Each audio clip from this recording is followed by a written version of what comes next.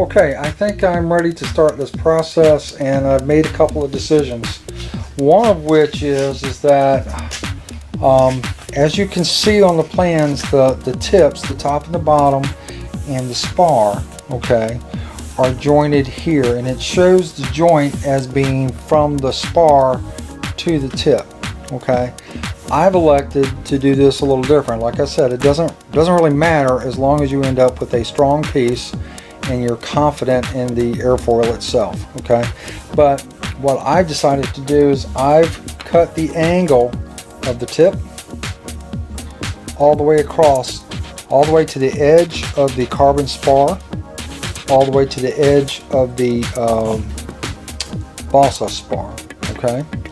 And I've done the same thing for the top, okay? So obviously leaving the line or leaving the space for the last rib on the bottom, okay, and the last rib on the top. But that way it's all the way across. The other thing I've done is I've marked center line, center, all the way around both of these blocks. So that's imperative. Same thing with the spar. Center's been marked all the way around the spar, as well as the locations of the ribs. So what my plan is to, I've nipped the top and the bottom of the spar off with the angle, coinciding with the angles of these ribs, okay, or of these tips. So the spar is going to go in there, and the angle of the tips is going to go like this, kind of like an erector set. And then the top one's going to go like this. Now my next step is going to be twofold.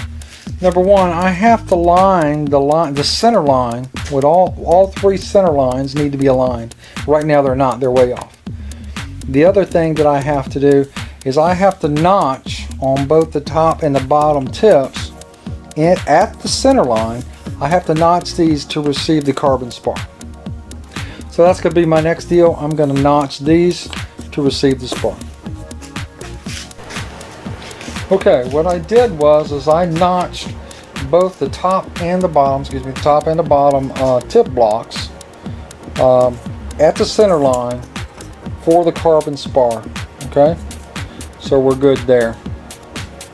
Both top and bottom. I also marked the cheek cuts to remove most of this material for both top and bottom. As far as this is obviously the back, and you can see where the cheek cuts are going to come down to the front.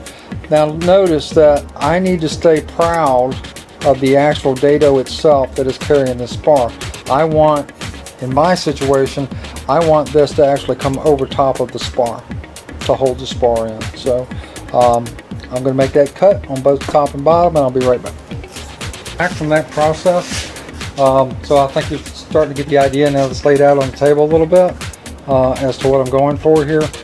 These are inset in spar, and basically came down from the center line. It's so important to keep that center line because that's what's going to keep everything. It's not square, but it's going to keep the angle from front to back the same on both sides.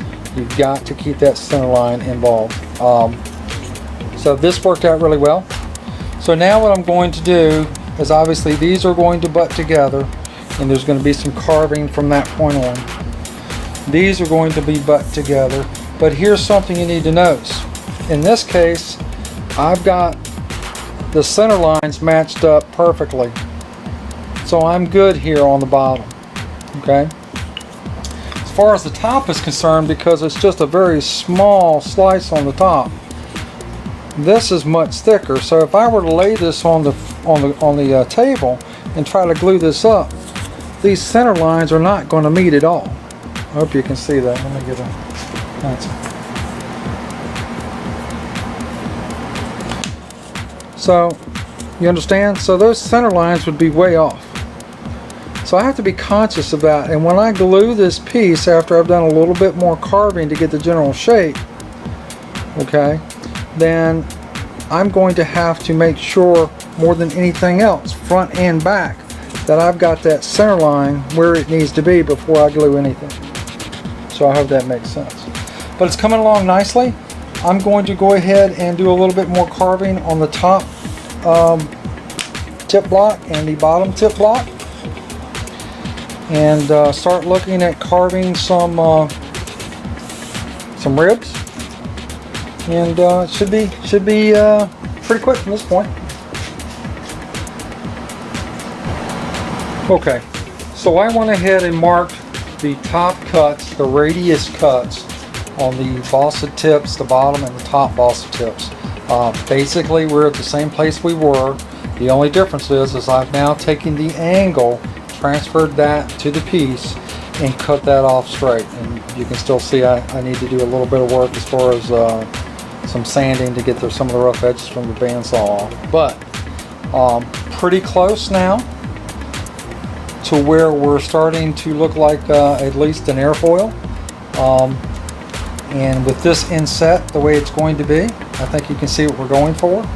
And you can see that this is still sticking up, and it should be, because the center lines are still not matched up. That's going to be the next step. What I'm going to do is make the cheek cuts to the center line to get that straight where it needs to be. Okay?